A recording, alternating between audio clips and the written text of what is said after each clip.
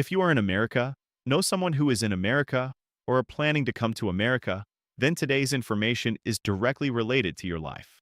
Because whatever is happening in America regarding immigration is changing so fast that if you are not updated, you can get into trouble. So let's go straight to the main point. The Trump administration had promised that this would be the biggest deportation operation in the history of America. And believe it, they are fulfilling that promise. In just 7 months, from January 2025 to August 2025, ICE alone deported 200,000 people. And by January 2026, this number reached 540,000. These are only ICE numbers. Other agencies are separate. This is not a small thing. This is a figure that has never happened before in the entire immigration history of America. Now, the most important question is, who is ICE arresting? Many people think that only criminals are being targeted. But the reality is that according to February 2026 data, out of more than 68,000 people detained in ICE custody, 73%, meaning more than 50,000 people, have no criminal record, no crime, no conviction. They are only in detention because of a legal status. This is a reality that many people do not know, and the media does not properly cover it. ICE is no longer working only at the borders. Raids are happening at workplaces, farms, factories, university campuses, and even directly at people's homes. In September 2025, at a Hyundai car factory in Georgia, 500 workers were arrested in a single operation, most of whom were South Korean nationals. This raid was so big that the South Korean government directly spoke to America. When a raid affects a country's foreign policy, you can understand how serious the situation is. Now, another important thing to understand. Previously, only federal agencies enforced immigration. But by January 2026, ICE signed more than 1,300 agreements with local police in 40 states. This means your local police, your city police officer, can also handle immigration cases and assist ICE. In December 2024, these agreements were only 135.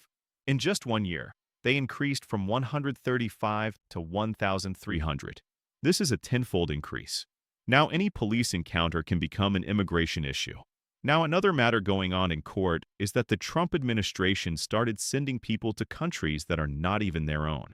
Meaning if you are from Mexico, they could send you to Libya or South Sudan.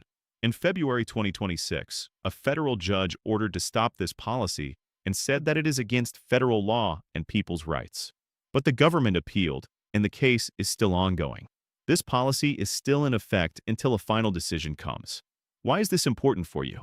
Because if your case is pending or your process is ongoing, you need to know that rules are changing every day. J.D. Vance said in a January 2026 press conference that 10,000 new ICE agents are coming. And these agents will use personal data gathered from private contractors to find people. They will go door to door. This means it is no longer just about airports and borders. This is now about your neighborhood, about right outside your house. J.D. Vance himself used the words that agents will go door to door. This is an official government statement, not a rumor. Now let's talk about the condition of detention centers, because this is also very important. When Trump took office, there were 40,000 people in ICE detention. 1 year later, this number increased by 75% to 73,000. And the government plans to reach 100,000 detention beds in 2026. When expansion happens this fast, conditions deteriorate. Reports are coming about lack of medical care, overcrowding, and people getting lost in the detention system because the tracking system is not reliable. And 2025 has been the year with the highest number of deaths in ICE detention so far. This is government's own reported data. Now I will tell you directly what you should do. If you have any immigration case pending, green card application, visa renewal, work permit, anything, then the first thing you should do is consult a qualified immigration lawyer. If not today, then tomorrow. Because rules are changing so fast that what is true today may be wrong tomorrow. Court orders are coming, the government is appealing, policies are changing. A single person cannot track all of this. That is why professional help is necessary. Second, if you are at a workplace and an ICE raid happens, you should know your rights. You are not required to sign anything or give any statement without a lawyer. This is your constitutional right, no matter what your immigration status is. Third, if someone comes to your house and says they are ICE, you You should not open the door until they have a proper warrant signed by a judge. This is also your legal right. And the last thing I want you to remember, this situation is not only for undocumented people.